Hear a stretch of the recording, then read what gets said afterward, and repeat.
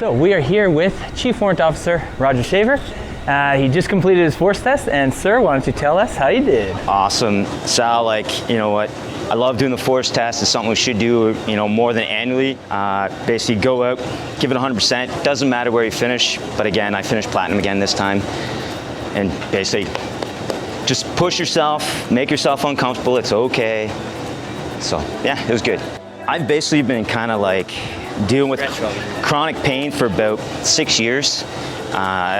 It started off in my hips, then it kind of transitioned into my back. Through a whole bunch of procedures, I've had my hip operated on twice. First time didn't really do much. Second time I had a hip resurfacing, so I have metal in my right hip now. Okay. And then on Monday, I'm actually getting back surgery.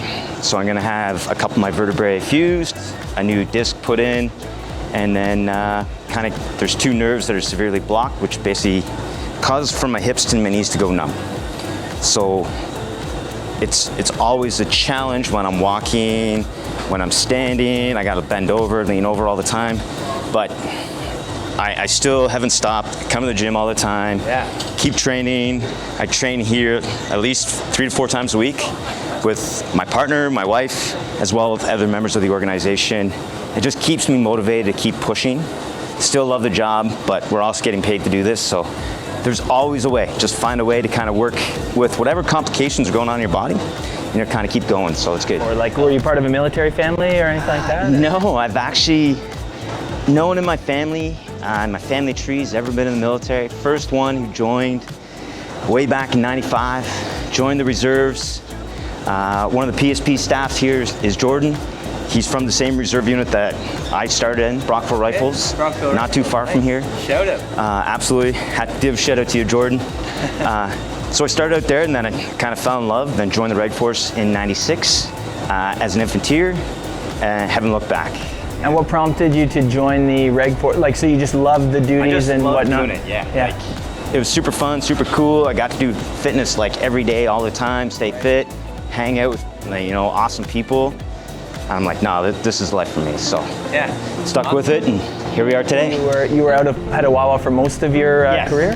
So when did that move happen from Brockville to? In '96 is when I went to the Reg Force, and from that point, I went to RCR Battle School in Meaford, and then I went to Petawawa, CFB Petawawa in January, February of '97. Pretty much spent majority of my career in Petawawa, mostly with 3 RCR, light infantry unit.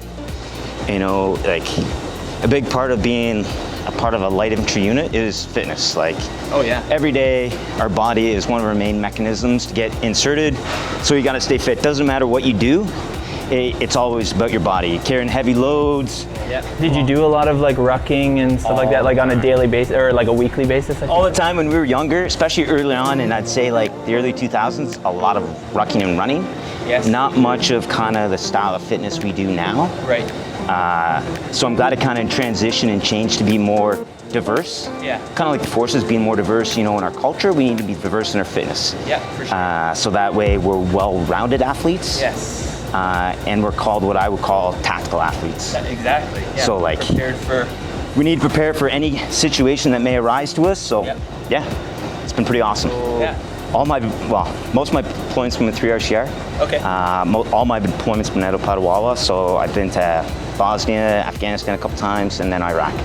Okay. Yeah, and then what kind of role did the fitness play in being over there, or was it more just for a mental health perspective, or? Kind of both. Yes. So most of my deployments, fitness played a big part of the day-to-day job, especially my first 3 ones. A lot of time we're out walking, carrying heavy loads. Right. Not a lot of vehicles with what we were doing. And then light infantry. Vehicles, right? That's no, we don't usually have vehicles. We deploy with vehicles in all those deployments, but we really didn't use them as much. Right, okay. And then my last deployment, it was definitely more, the fitness was more on the mental side of it. It just kept me motivated, break up my day, kind of gave me that one outlet that I needed every day to keep me pushing through long days, work 16 to 18 hours a day straight for the whole deployment. So it basically definitely helped out a lot. Yeah, so because of my trade, infantry, all my deployments, basically Bosnia doing a lot of patrolling. Afghanistan, definitely lots of patrolling, outside the wire. all the time. So like the risk would be higher. Yes. But like, it doesn't matter what job we play, we all have like a massive role to play in that big machine. So like, it doesn't matter if like you're an infantry, cook, an HRA, finance, logistics. Right. We all need to do fitness. We all need to stay active, whether it's for specifically for what you need to do or to help you with that mental aspect of your job, because our jobs are high stress. Yeah, oh yeah. Especially on deployment, it's super high stressful. So like staying active, even if it's just going for a walk, it still helps. Yeah. You know, try to find a way to always add it into your day, whether that, you know, here in my role here is the headquarters RSM, I actually put in my schedule every day. Yes. Fitness, so that I block that time frame off so no one bugs me, so I can go into the gym and get my fitness. It helps me with the stress, it helps me with just the day-to-day job, and also helps me deal with the chronic pain. Right. So it's the same on deployment, no different. You got to put it in your schedule.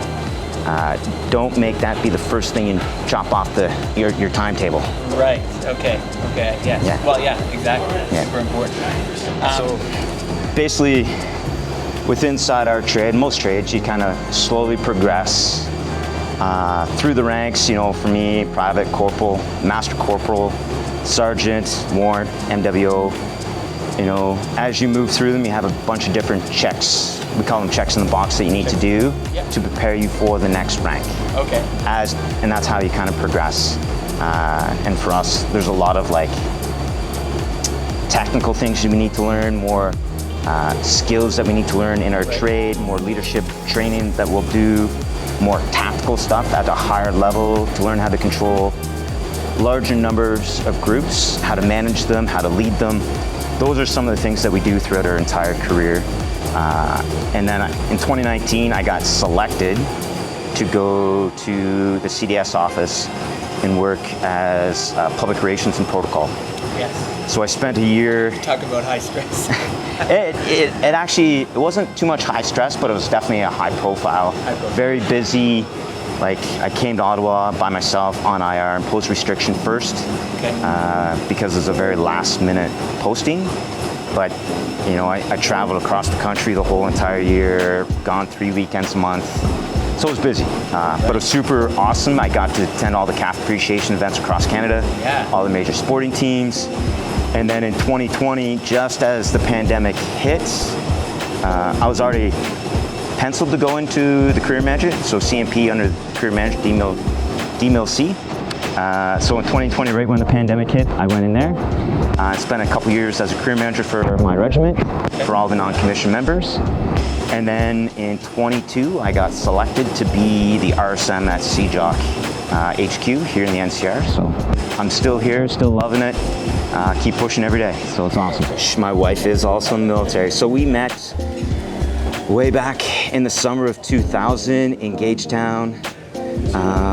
We just met down there training.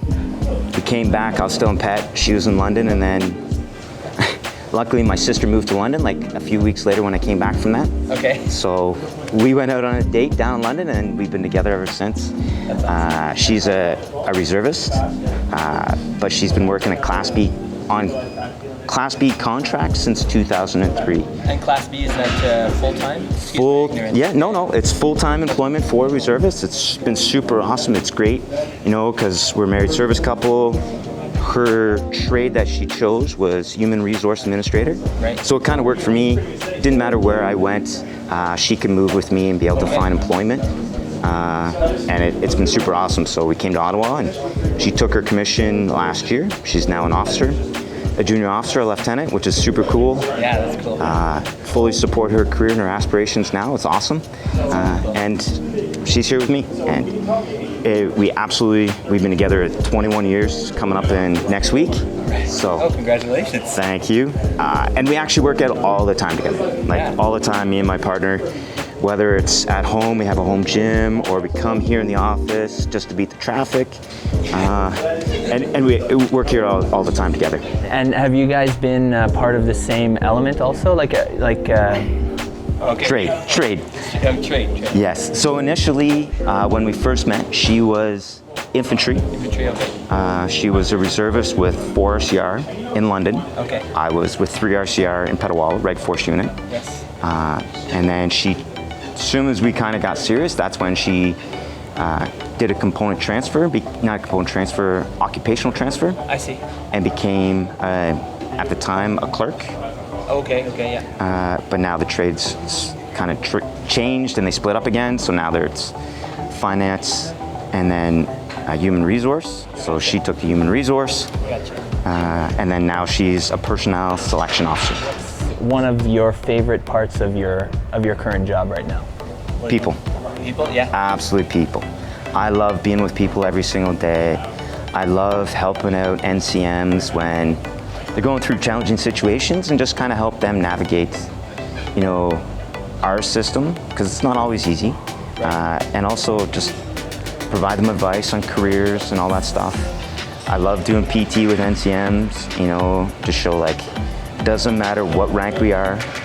As leaders, we always need to lead by example at everything we do. Totally.